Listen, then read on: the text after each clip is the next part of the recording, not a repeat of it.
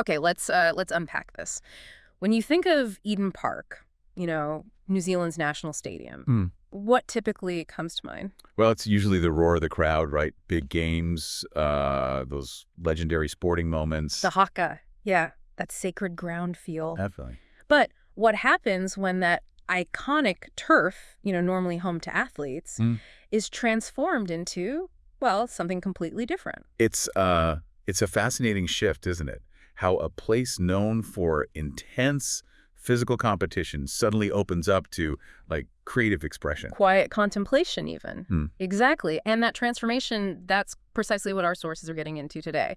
We're doing a deep dive into art in the park, at Eden Park. Right. We've got a stack of notes here, some excerpts. They give us a look into how it started, its goals, what's coming up this year. Right. So our mission for this deep dive, basically to understand how this thing went from just an idea to becoming apparently Australasia's largest art exhibition in just a few years. And what that means, for the venue, for the artists involved, and for you, the community. Yeah, these sources seem to paint a pretty clear picture. It looks like rapid growth and an event with several goals in mind.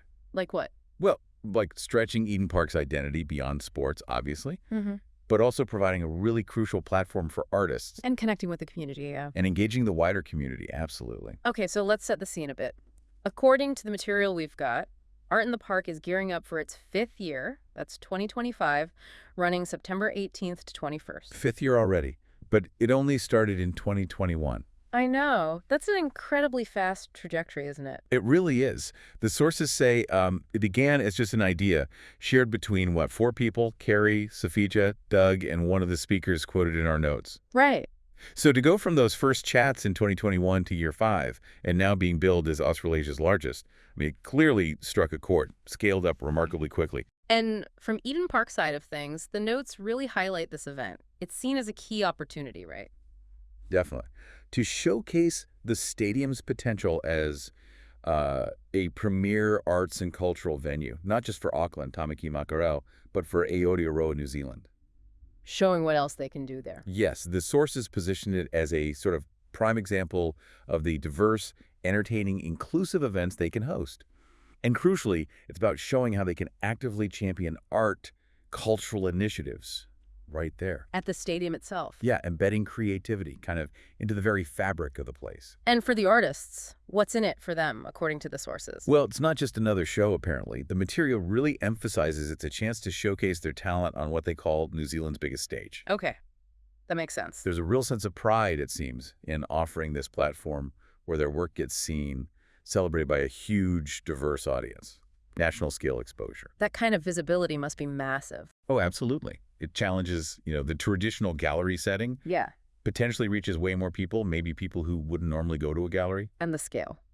You mentioned Australasia's largest. That's what the sources claim now, yeah. They're estimating over 12,000 people will attend this year. 12,000. That really brings home the growth, doesn't it? An idea just 4 years ago, now the biggest of its kind in this part of the world. It speaks volumes, I think, about the public appetite for this kind of thing. Definitely. And that kind of leads us into what the sources say is happening this year for 2025. Seems designed to build on that success, offer even more. They're definitely stepping it up. The sculpture walk, for instance, described as the largest they've ever had, over 90 sculptures. 90. Wow. And crucially, it's not just, like, around the edges. The sources explicitly say this walk takes you pitchside. Pitchside at Eden Park. Yeah. Imagine that, strolling among these big art pieces right on the turf where all that sporting history happened. That's quite something. It directly connects the art to the stadium's most, iconic element. Totally. And beyond the sculptures. What else is new? Let's see. The sources mention a digital graffiti wall. Opportunities for visitors to actually meet the artists. Oh, cool. Like artist talks? Yeah, talks, live demonstrations, and a creative corner for hands-on art experiences. Getting people involved. Seems like it. They also mentioned supporting the next generation, something called the MAS Emerging Artists Gallery. Ah, yes, I saw that, where you can actually buy work from up-and-coming artists. Then take it home. Yeah. And of course, the core idea is still there. Visitors can buy the art they like, directly supporting New Zealand artists. That does seem to be a really central theme in these sources. Yeah. It's a multifaceted event, isn't it? engaging people on lots of levels. Viewing, learning, doing. Participating and actually supporting artists by becoming collectors. It's definitely not just a static display.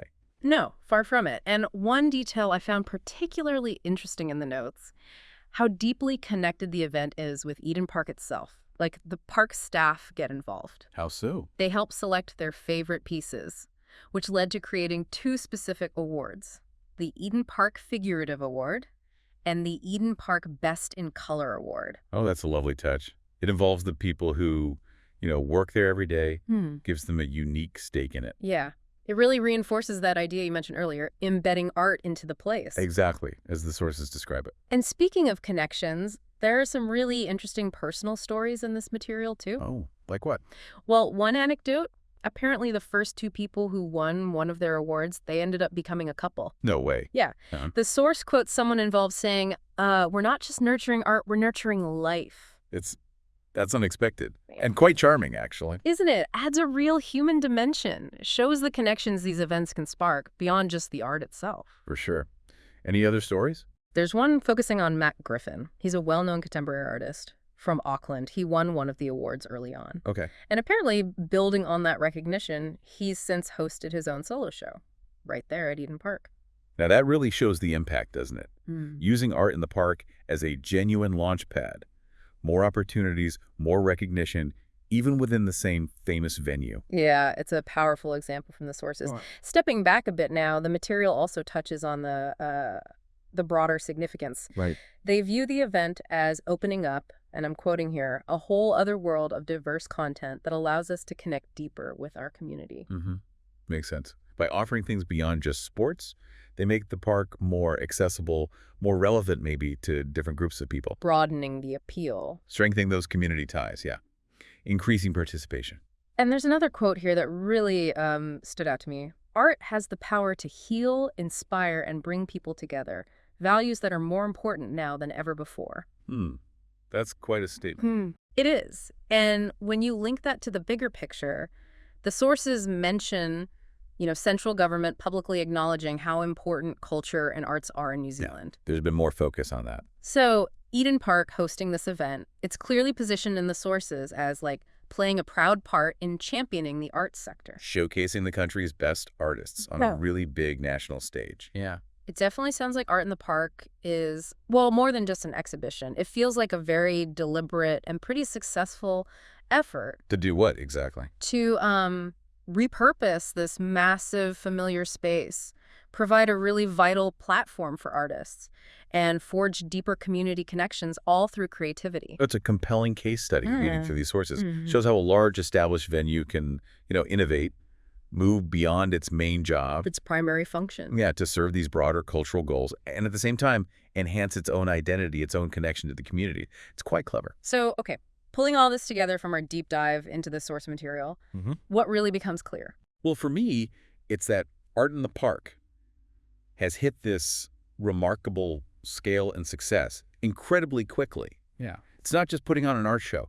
It seems to be cleverly leveraging the iconic status of Eden Park itself. To give artists this unique platform. In a paralleled platform, yeah. Yeah. And offer the public a really distinctive cultural experience. That rapid growth, becoming Australasia's largest. Yeah. The innovative stuff like the pitchside sculpture walk. The personal touch, like the staff awards. And those human stories. The couple, the artist getting his own show. Right. All those elements we found in the sources, they highlight that this isn't just, another event on the calendar. It's something that seems to resonate quite deeply. This deep dive really does underscore how creative vision can genuinely transform familiar spaces, like really familiar spaces. Absolutely. And it highlights the very real, tangible impact art can have, not just culturally, but on individual lives and communities. Which leaves us with a pretty interesting thought to chew on, doesn't it? Yeah. Well, if art really does have the power the sources talk about to heal, inspire, bring people together, what does it actually mean when that power takes center stage at New Zealand's biggest venue? A place normally associated with, let's face it, very different kinds of powerful gatherings. What possibilities does that open up? Exactly. Something for you to think about.